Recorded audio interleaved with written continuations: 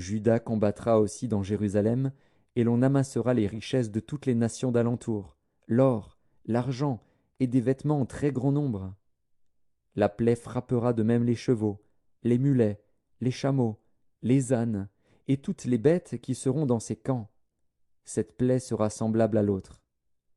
Tous ceux qui resteront de toutes les nations venues contre Jérusalem monteront chaque année pour se prosterner devant le roi, l'Éternel des armées, et pour célébrer la fête des tabernacles.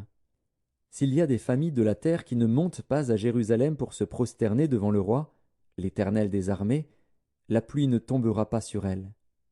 Si la famille d'Égypte ne monte pas, si elle ne vient pas, la pluie ne tombera pas sur elle. Elle sera frappée de la plaie dont l'Égypte frappera les nations qui ne monteront pas pour célébrer la fête des tabernacles. Ce sera le châtiment de l'Égypte, le châtiment de toutes les nations qui ne monteront pas pour célébrer la fête des tabernacles. En ce jour-là, il sera écrit sur les clochettes des chevaux, Sainteté à l'Éternel. Et les chaudières dans la maison de l'Éternel seront comme les coupes devant l'autel. Toute chaudière à Jérusalem et dans Juda sera consacrée à l'Éternel des armées.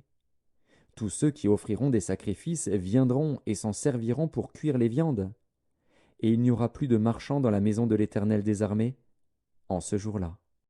Zacharie, chapitre 2. Je levai les yeux et je regardai, et voici, il y avait un homme tenant dans la main un cordeau pour mesurer. Je dis, Où vas-tu?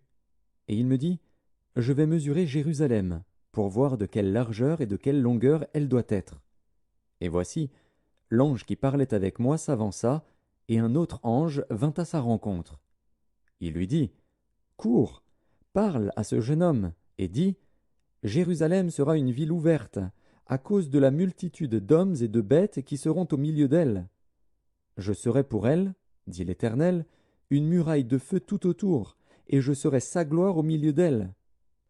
Fuyez, fuyez du pays du septentrion, dit l'Éternel, car je vous ai dispersés aux quatre vents des cieux, dit l'Éternel.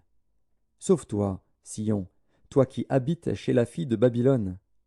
Car ainsi parle l'Éternel des armées, après cela viendra la gloire. Il m'a envoyé vers les nations qui vous ont dépouillés, car celui qui vous touche touche la prunelle de son œil. Voici, je lève ma main contre elles, et elles seront la proie de ceux qui leur étaient asservis. Et vous saurez que l'Éternel des armées m'a envoyé. Pousse des cris d'allégresse et réjouis-toi, fille de Sion, car voici, je viens, et j'habiterai au milieu de toi, dit l'Éternel. Beaucoup de nations s'attacheront à l'Éternel en ce jour-là, et deviendront mon peuple. J'habiterai au milieu de toi, et tu sauras que l'Éternel des armées m'a envoyé vers toi. L'Éternel possédera Juda comme sa part dans la terre sainte, et il choisira encore Jérusalem. Que toute chair